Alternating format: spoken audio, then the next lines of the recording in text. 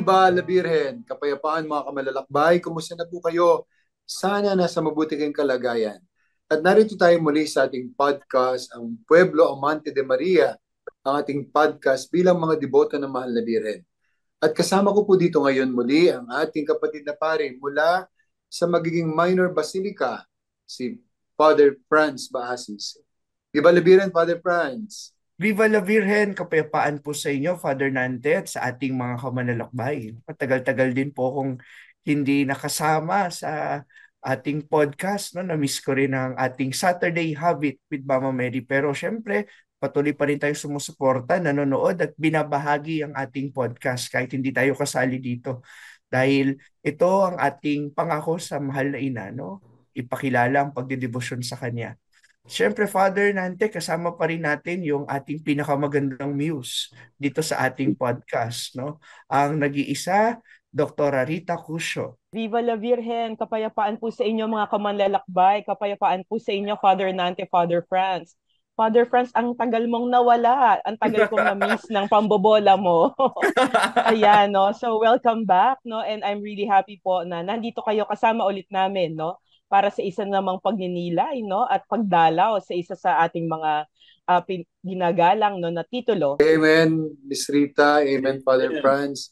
At anihan natin sila sa Martes, unang-una sa umaga, yung declaration ng Minor Basilica, kauna-una ng Minor Basilica sa ating diocese, ang Minor Basilica ni St. John sa Taytay. At sa Amen. hapon po, yung ating closing o culmination ng ating pilgrimage season sa pamamagitan ng misa ng alas 5 ng hapon, na panguna ng ating kagalang-galang na Obispo, Bishop Roberto Santos. At ito mga kapatid, mga kamalalakbay, ay dadaluhan ng mga dambana dito sa ating diocese. Tayo na sa Bira ng Antipolo sa Martes, July 9. At tayo na rin sa Minor Basilica ni San Juan sa Taytay. Amen? Amen. Amen. Magkikita rin tayo Amen dyan, po, Father. Kasama namin kayo din sa hapon. Aakyat din kami. Amen. Father Franz, saan ba punta natin ngayon? Pupunta po tayo, Father, ngayon sa Diocese of Bayumbong, no? Pupunta tayo sa Our Lady of the Good Harvest, Mother, Queen and Patroness of the Diocese of Bayumbong. Sino po ba makakasama natin ngayon, Father Nante? Mga kamanlalakbay, kasama po natin dito ang rektor ng St. Dominic Cathedral Parish ng Bayumbong, Nueva Vizcaya. Siya rin po ang Episcopal Vicar of the Northern Nueva Vizcaya, Vicariate of the Diocese of Bayumbong. He is also assigned Principal Promoter of the Diocesan Marian Devotion to Our Lady of Good Harvest. Mga kamanlalakbay, welcome po natin si Father Quezon A. Juan. Viva la Virgen, Father Quezon. Viva la Virgen! Kapayapaan po sa lahat ng mga kamanlalakbay natin sa pananampalataya at debosyon sa mahal na ina. Magandang gabi, Padre, mga Padre, at si Madam. And napaka saya at na we feel very privileged na kami po ay naisali at binisita through this Zoom ang aming devotion dito sa Diocese of Bayumbong, ang Our Lady of the Good Harvest. At talaga namang pinakahihintay namin ito, Padre, dahil we feel we belong sa lahat ng mga Marian devotions dito sa ating bansa po. Maraming salamat po, Padre. Viva la Virgen, Father Quezon. At meron po kasama si Father Quezon, ang ating minamahal na rektor. Kasama po niya ang isa sa mga clergy ng Diocese of Bayumbong. He is currently the priest in charge of the San Isidro Labrador Mission, Magsaysay, Bayumbong, Nueva Vizcaya. Mga kamanlalakbay, i-welcome po natin si Father J.V. D. Lusong. Hello, Father J.V. Hello po, Viva la Virgen, kapayapaan sa mga kamanlakbay. Father Franz, Father Nante, and Doktora, and Father Quezon, magandang gabi po. Ayan. Amen. So, Father, excited na ako sa ating kwentuhan natin ngayon. Sige nga, simulan natin ang kwentuhan, Father Franz. Okay po. Fathers, Father Quezon, Father JV, gusto namin kasing malaman yung history ng devotion sa Our Lady of the Good Harvest. Paano po ba nagsimula itong paglaganap ng sa Diocese ng Bayambong sa titulo pong Our Lady of the Good Harvest? Okay. Muli, magandang gabi sa ating lahat. Ang debosyon ng Our Lady of Good Harvest ay isang masasabi nating it's a blessing to the diocese dahil nung dumating ang aming mahal na obispo na si Bishop Jose Elmer Mangalinaw, mayroon siyang napansin na siya ay luklok dito sa Diocese of Bayambong. Sabi niya sa aming mga pare, after how many months and even years, napansin niya na ba tayo na lang na diocese dito sa Northern Luzon ang walang patrones. At nag-isip-isip siya, bakit hindi tayo magluklok ng pasensya kayo, medyo hindi po talaga ako Tagalog. I'm Ilocano speaking po. Sabi niya, napansin niya, example sa Pangasinan, meron silang Our Lady of Manawag. Sa Tuguegarao, meron silang Our Lady of Piat. Sa Ilagan, meron silang Our Lady of Gibang. Sa Lawag po ay Our Lady of Badok. And then sa Ilocos Sur, sa Archdiocese of Nueva Segovia is Apo Caridad. At sa La Union po ay Our Lady of Namakpakan. Sa Diocese of Bayambong, wala pa po kami. At dahil na rin sa napansin ito ng aming mahal na obispo, ano kaya ang magandang italaga din natin bilang ating patrones dito sa diocese. At una, napasabi niya, ano bang meron tayo dito sa Diocese of Bayambong?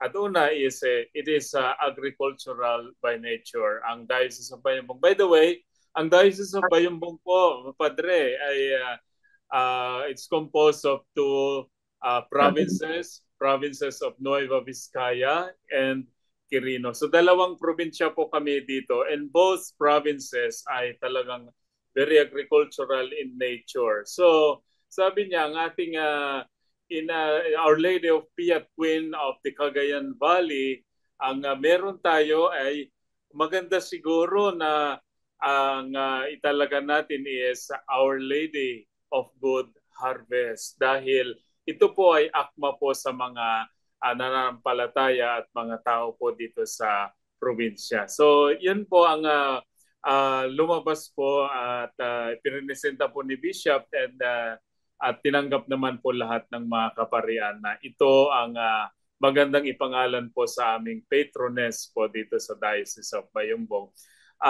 Ito po ay nai-launch lang, very young po ang aming devotion. Nai-launch lamang ito noong May 25, 2022, Padre. Amen. Salamat sa bagong sa inyong po, inspiration pala niya yan. Ano? Father, sinasabi po na nag-evolve ang titulong ito sa iba't ibang imahen at titulo ng Mahal na Birhen, Maria mula sa panahon ng mga Kastila hanggang sa kasalukuyan. Paano po nangyari yung pagyabong na ito ng debosyon sa Our Lady of the Good Harvest? Okay, yes, Padre.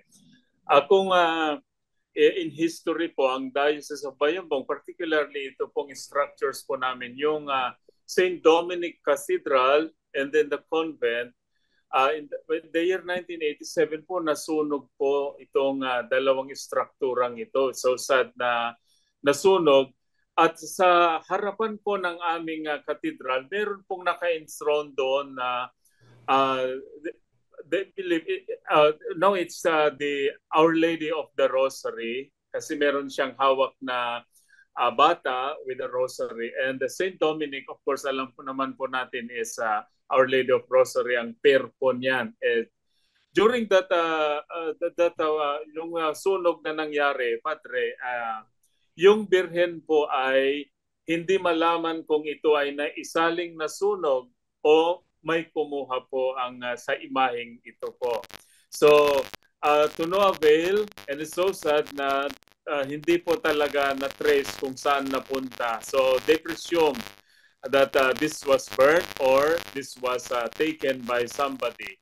So mga ilang taon po na wala po yung imahe, hindi mahanap. And then when the CICM fathers, mga CICM fathers, nung dumating mga CICM fathers, particularly the name of the fathers, CICM fathers John and Maurice Wageners, they introduced some devotional figures in churches in the diocese. At isa po sa mga dinila dito is yung Nuestra Señora de la Leche y Buen Aparto, Our Lady of Milton and Good Birth. And now it's right sa St. Joseph Parish sa isang parokya namin sa Aritao, Nueva Vizcaya. At ang mga paring ito, nagpagawa din sila ng isang imahe na the Our Lady with the apple representing the new Eve who gives God's gift to Jesus. So meron silang ipinagawa na based na sa isang imahe, isang devotion sa Belchum. Okay, so yun ang ipinalit nila sa nawala, Padre. Yun ang ipinalit nila sa nawala, inintron nila doon. And for how many years, yun po ang naging kapalit ng nawalang imahe ng Our Lady of the Rosary, which nagtatak na ito sa attention ng mga maraming nananampalataya, the faithful of the Diocese of Bayambong. So that was a long time na naging sentro ng devotion namin to Our Lady, kay Mama Mary. Mama Mary with a child, hawak po ay isang, it's actually an apple and grapes sa kanyang kamay, and that was for a long time. So, well, to cut the story short, dumating si Bishop Jose Elmer Mangalinaw at yun ang nakita niya na naka-entron doon. So, katuloy po ng nasabi ko kanina, I think kumokonekta na ang ating naisip na imahe sa naka-entron dito sa ating cathedral. So, by that time then, so pinagpatuloy niya yung desire niya na magkaroon po kami ng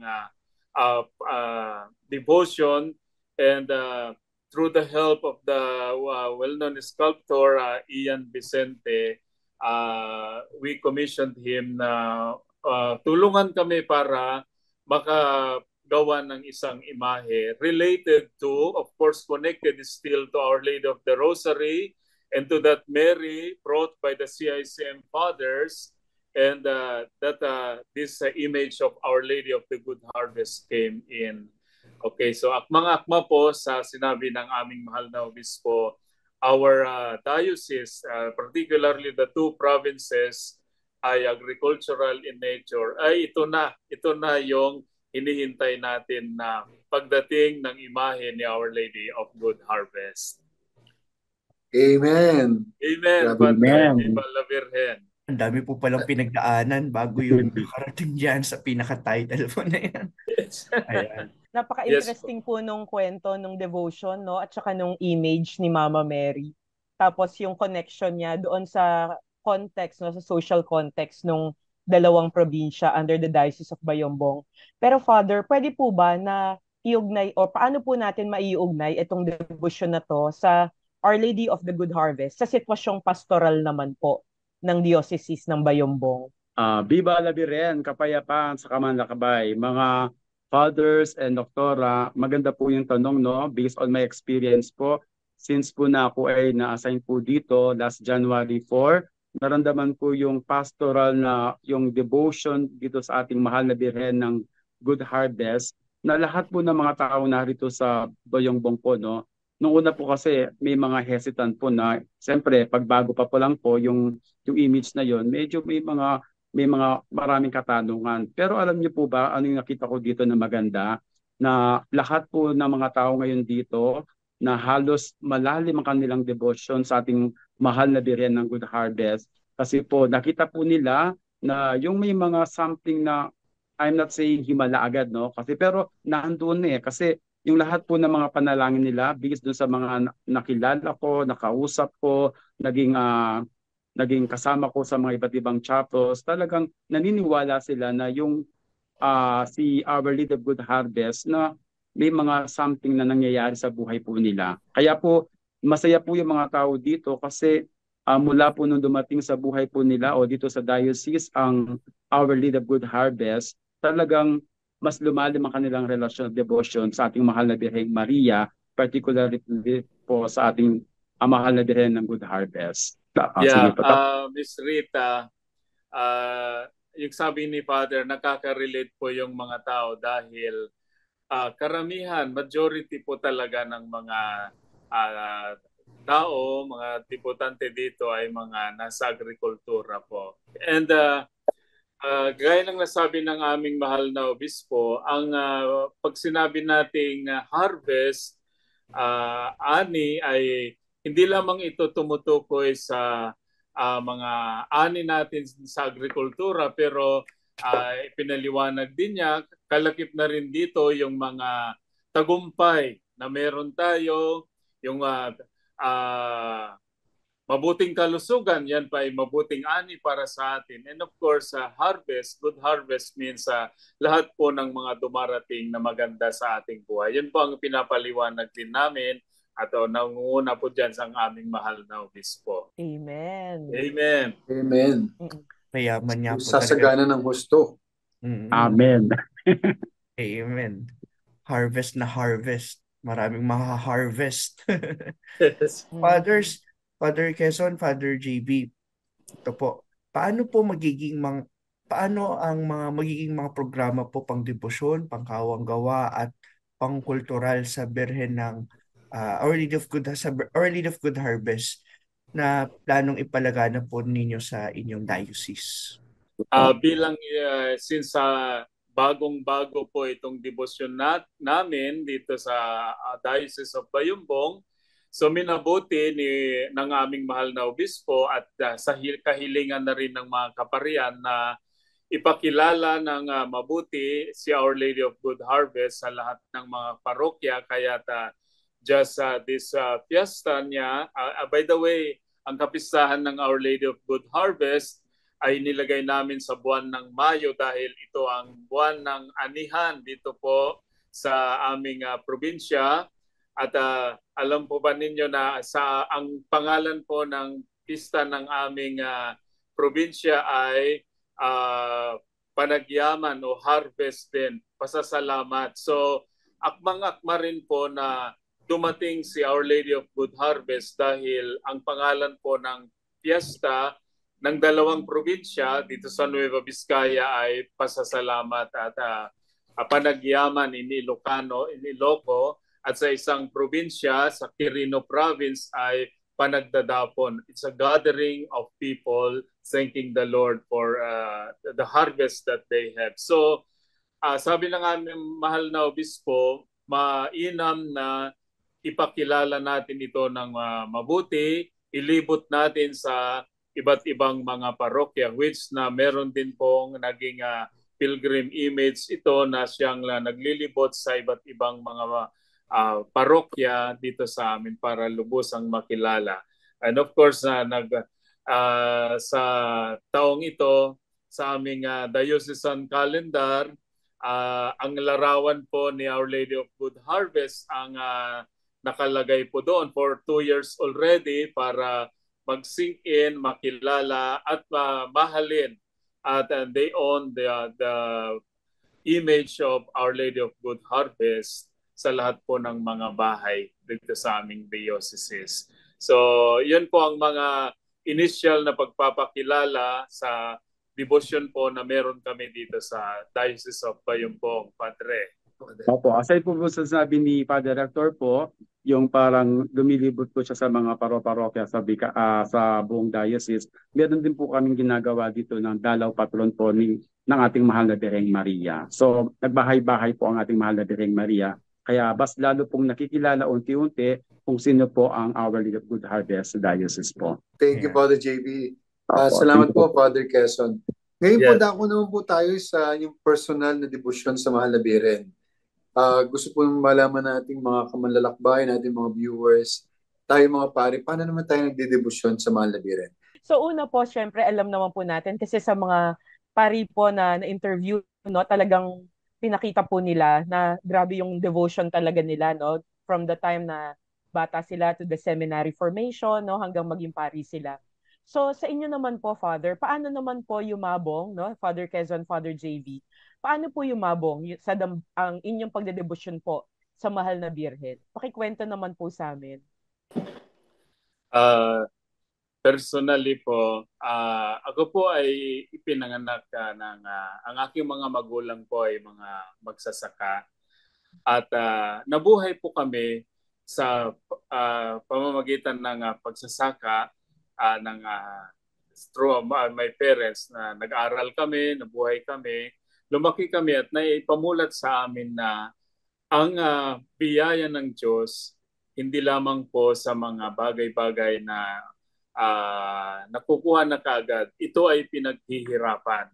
Okay. So, nung na-introduce itong devotion na ito, Our Lady of Good Harvest, personally, bumalik ako sa naging buhay ko, okay, bilang anak ng isang magsasaka, na lahat ng biyaya galing sa Diyos at ito ay pagyamanin at tanggapin bilang kanyang mga biyaya sa atin. And as a priest, having known and embraced this devotion to Our Lady of Good Harvest, bilang isang pari, since na siya na po ang patrona ng aming diocese. Sa mga dasal po, when I go and bless houses, pag nagbendisyon ng mga sasakyan, at kung may mga nagpapapray over, of course, while giving them the blessing, I always include at the end of the prayer and blessing, through Our Lady of Good Harvest, may she intercede for all your needs. So hindi na nawawala, naging kaparte na yon ng aking dasal na yung Our Lady of Good Harvest is part already of all the prayers that I have day by day, if not during the Mass, also in other devotional practices. And of course, kaming mga pare, we were given individual image of this Our Lady of Good Harvest para maging parte na rin sa aming buhay at devotion bilang isang pare. Yes, Miss Rita. Thank you po, Father Quezon. Father JV, kayo naman po. Sige po. Ako naman po, nagsimula po yung aking malalim na relasyon at debosyon sa ating mahal na Birheng Maria nung ako po ay elementary pa po, to be exact. Kasi po yung nanay ko po, sinasama niya po ako sa Black Rosary. Nung ako'y bata, kasi po pag nag-Black Rosary yung nanay ko, pag sinasama niya ako, yung una po is dahil may pagkain after po ng Rosary, ng Black Rosary. Pero sa kalaunan po, sa kalaunan po, parang mas lumalalim yung aking devotion kay Mama Mary kasi parang nakikita ko yung mga gawain ng nanay ko na napakaganda at nagbubunga na napakaganda. Hanggang ako po ay naging seminarista at ako ay naging pari, hindi na po nawala sa akin yung pagro-rosaryo. Hanggang ngayon po, no, siyempre bahagi po ng buhay namin yan. Marami na po akong napuntahan ng mga iba't ibang mga simbahan, no. Actually po, deboto po talaga din ako ng Our Lady of Lanabal, ng ating Antipolo, ng ating Birhen de los Remedios kasi taga Pampanga po ako.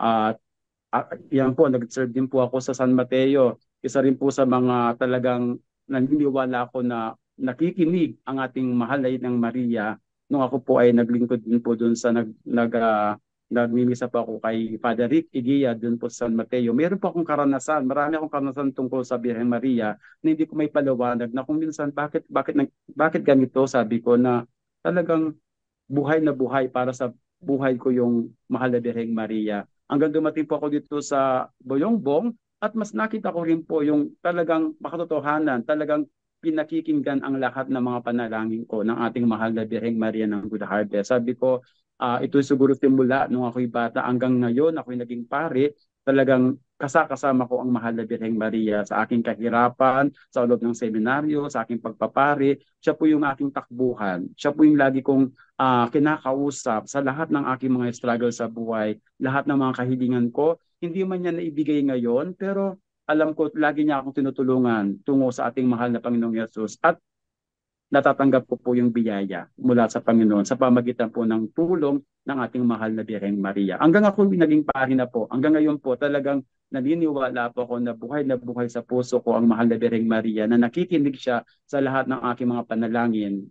At sana po mas maramdaman ko pa po lalo ngayon kasi itong good harvest na marami na akong karanasan sa kanya. Kaya sabi ko, naniniwala talaga ako na kasama ko lagi, hindi man ang aking ina, pero sabi ko, nandito lagi ang aking inang Maria sa puso ko na patuloy na pumapatnubay at patuloy na tumutulong sa akin araw-araw na buhay bilang isang pare. Amen, no? So una, Amen. nabusog lang po kayo, di ba? Dahil sa Block Rosary. Pero Opo. ngayon, pangkaluluwa na, no? Pangkaluluwa na ang pagkabusog. Father Franz, may Opo. tatanong ka rin po yata kila Father. Fathers, paano po nakakatulong ang magkatuwang na devosyong ito sa inyong ministeryo bilang pari? Yung inyong pagdidebosyon sa ating mahal na ina, paano ito nakakatulong sa inyong pagiging pari ngayon po, Fathers? Nakakatulong po ang ating mahal na Birheng Maria, lalo na sa aking malalim na devotion sa kanya, sa aking pagiging pare. Kasi po, simple lang po, Father, every time na ako ay magmisa o may mga pinupuntahan na ministry, lagi ko pong dala, no? Lagi ko pong dala yung aking malalim na devotion sa kanya. At ini-encourage ko po na sa pamagitan ng ating mahal na Birheng Maria, nakakatulong ito na mag-boost yung kanilang malalim na pananampalataya sa Diyos. Kasi naniniwala po tayo, ako po personally bilang isang Pilipino, ako naniniwala na lahat po tayo, kapag sinabi po natin na mahal na Birheng Maria, wala na po tayong sasabihin pa na no. Pagkus, lagi nating sinasabi na lagi tayong nag-yes, lalo na pag mga bagay-bagay na gusto natin na tulong ng ating mahal na Birheng Maria. At bilang isang pari po, Father, yung devotion ko sa ating mahal na Birheng Maria, ipinapalaganap ko po, kasama po yan. Kaya hindi ko po tatapusin yung misa ko na nawala yung Hail Mary o yung panalangin ng ating mahal na Birheng Maria. Before the final blessing, I see to it na sasabihin ko, through the intercession of the Blessed Virgin Mary, we pray. Kasama po yan. Para po ma-install din po sa kaisipan ng ating mga mananampalataya na hindi po pwedeng mawala sa puso natin, sa buhay natin, ang ina ng ating Panginoong Jesucristo. Amen. Yes. Father Quezon. Opo. Yes, Padre, na Miss Rita. Pag binabalikan ko po yung buhay ko and my assignments, ministries, ako po, ang una kong parokya po ay St. Anne, St. Joachim and Anne. At alam po natin na Mary is there. My second parish is Our Lady of Lourdes, which na doon sa time ko, well, it's not to brag, sa panahon ko pong iyon, naging diocesan shrine po ang Our Lady of Lourdes na during my time. And then my next assignment, my third assignment is Our Lady of Fatima. So, sabi ko, lahat ng pinupuntahan ko, puro Mariana parishes. And then, napunta po ako dito sa cathedral. Well, St. Dominic po yung patron saint ng diocese with Our Lady of the Rosary. At parang naibigay po sa akin yung time na ito mag-uumpisa. Well, with the request of the bishop na i-start na natin ang devotion ito. And it is during my time that this Our Lady of Good Harvest ay naumpisa dito sa diocese. And pagbalikan ko rin with the Latin motto, Ad Jesum per Mariam, to Jesus through Mary, parang si Mama Mary ay talagang kasama ko sa aking paglalakbay, pagsisilbi, at pagpapalago ng aking pananampalataya. And true enough, Ad Jesum per Mariam, to Jesus through our Mother Mary. Amen. Amen. Amen. Oo. Miss Rita, Father Franz, siguro dito sa huling bahagi na ito, hinga natin ng maigsing pananalita si Father JB, tapos si Father Quezon para i-promote ang Our Lady of the Good Harvest. Father Nante, Father Francis, and Miss Rita. And sa lahat po na nakikinig o nanonood po dito sa episode na ito, well, sabi ko kanina sa bungat po, napakasaya and I feel and we feel privileged na we were able na na-reach kami dito sa Diocese of Bayambong. Napakalayo po ang Diocese of Bayambong. And yet, you give us this opportunity na makilala si Our Lady of Good Harvest sa mas maraming tao, mas maraming deboto. And I always believe, Father, na if kagustuhan po ng mahal na ina, everything will happen because napakalakas po ang kanyang dasal para sa atin, para siya ay makilala rin na siya ang ina na ni Jesus. And ay naniniwala po ako na pagkagustuhan po ni Mama Mary, mangyayari at mangyayari. And this is what we are praying. Sabi ko, Our Lady of Good Harvest, kung gusto mong talang makilala ka, then help us. Tulungan mo kami. And I was very happy na there was, I don't know kung kailan lumabas po yung endorsement po ng CBCP, acknowledging the existence and presence of Our Lady of Good Harvest as a devotion.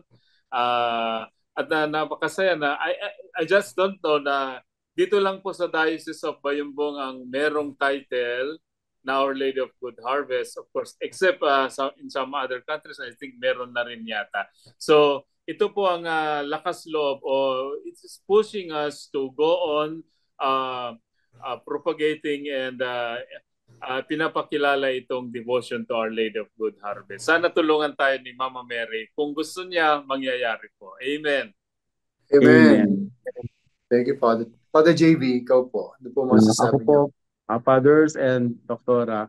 Father, alam niyo naman po, dyan po ako sa Antipolo, nakabinahan. Alam ko naman po na talagang malalim din po ang aking devotion sa ating mahal na Birhen ng Antipolo.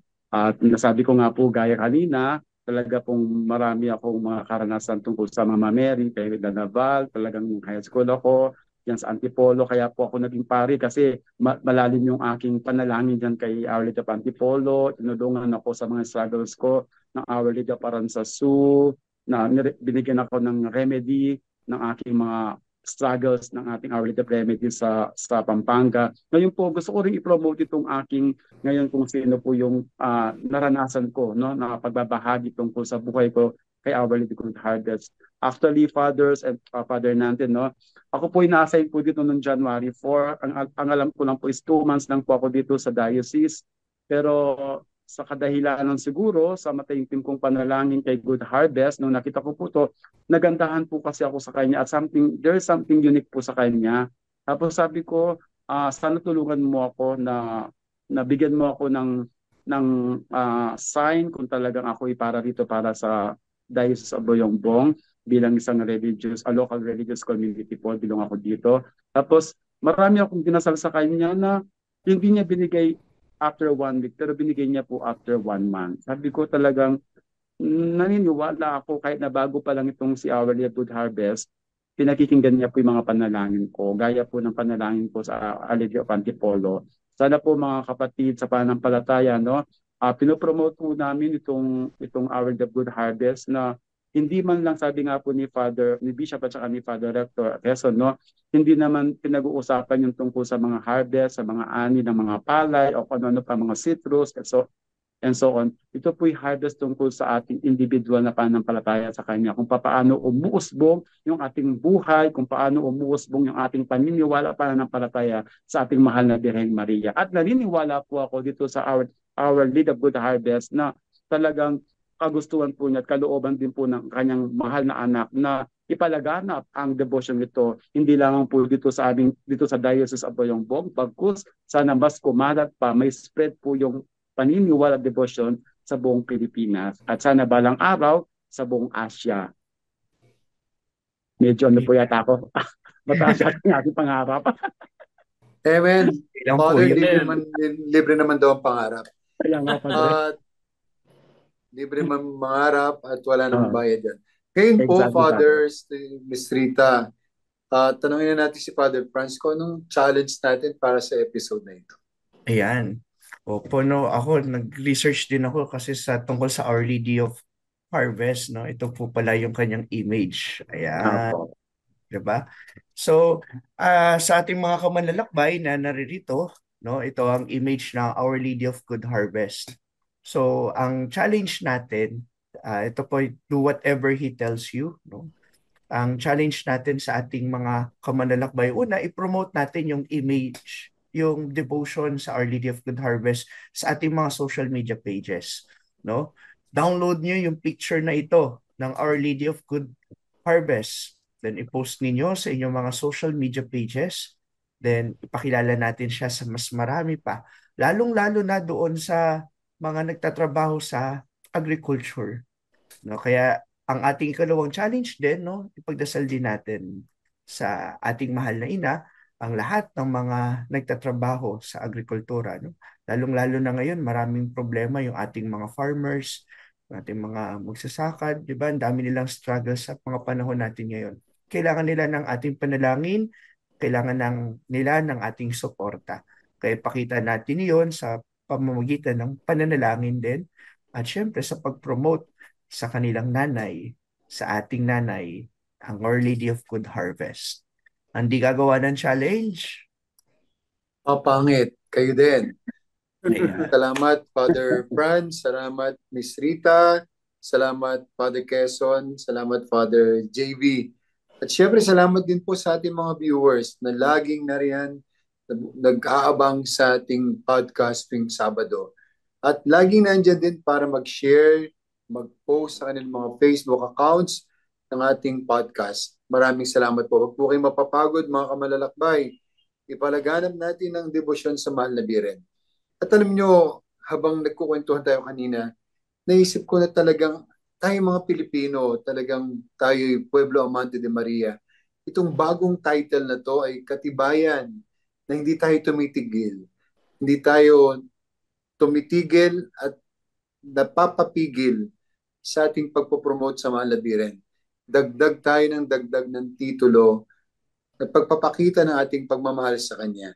Isipin nyo sa Diocese ng Bayumbong, naisipan ng kanilang obispo na maglagay ng bagong titulo na Our Lady of the Good Harvest. At hindi ba, talagang lahat tayo gusto natin ng masaganang ani. At alam din natin po mga kamalalakbay, hindi lang ito ani ng bigas, palay, ng mais, ng prutas, kundi ito'y ani sa ating pananampalataya. Di ba lahat tayo ay manggagawa sa anihan ng Panginoon? Tayo ay manggagawa sa ubasan ng Panginoon. Kasama natin si Maria, kung paano kasama siya ng mga apostol sa paghikayat ng mga tao papalapit sa Diyos. Narito ang Our Lady of the Our Lady of the Good Harvest mula sa Diocese ng Bayumbong, kasama natin para sa masaganang ani ng pagkain at ng kapwa natin Kristiyano. Viva la Virgen! Viva la Virgen! Ngayon po, hingan po natin si Father Quezon ng maiksing panalangin at final blessing.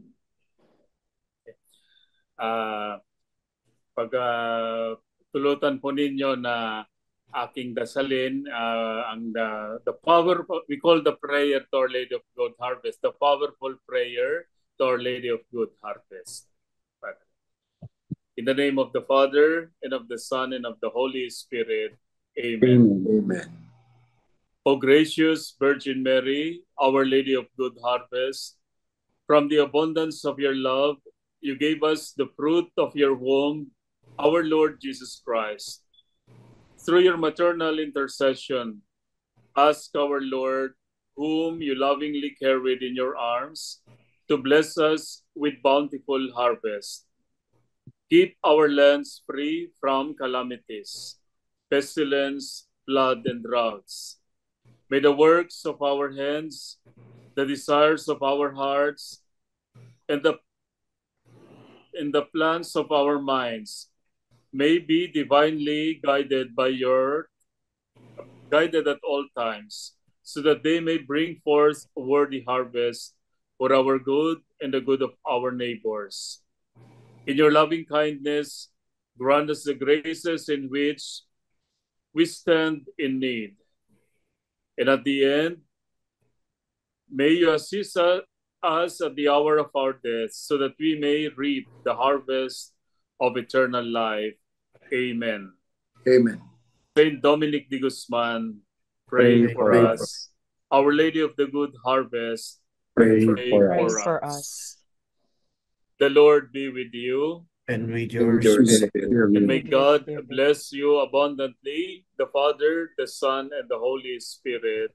Amen. Amen. Amen. And Maraming Viva la salamat po. Malabiren. During the incumbency of the 3rd Bishop of Bayombong, Most Reverend Jose Elmer I. Mangalinaw, Didi, there began an impetus in order to formally introduce a Marian devotion that is embraced by all the faithful in the diocese, as both the provinces of Nueva Vizcaya and Quirino were agricultural by industry. The thought of incorporating this feature was part of the decision taken to rename the image with the fitting title, Our Lady of the Good Harvest. In Ilocano, it would be known as Ina Tinawadwad nga Apit. In our province of Nueva Vizcaya and of Quirino, we solemnly embrace Our Lady of the Harvest, Ina ng mabuting ani. As we said, ili nga agay ayat ken Maria. Brothers and sisters, as we come to this day, as we celebrate her feasts, we celebrate her presence amongst in our midst, we give thanks to God through Our Lady. We know that she, Our Lady, as look at her image, she has nothing in her heart but Jesus. She has nothing in her hands but Jesus. She has nothing in her life but Jesus. Look here. She had given us the best gift that we could ever have in this lifetime, who is Jesus. And mind you, if she had given us the most precious gift coming from God, could she not also give the other lesser gifts that we are asking through her intercession, like the harvests coming from our farmlands? Parabur, ikararagan na kami, iasideg na kami, iti amami. O Birhen, ina, tinawadwad na apit, tumasideg kami, tumararaw kami. O Birhen, ina, tinawadwad na apit, dumawat kami, talyawin na kami. O Birhen, ina, tinawadwad na apit, tumasideg kami.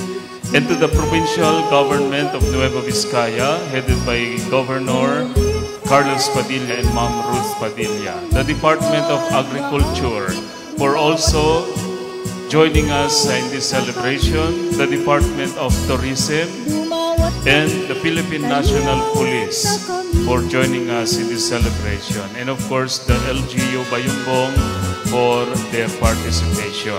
Maraming salamat po sa inyo.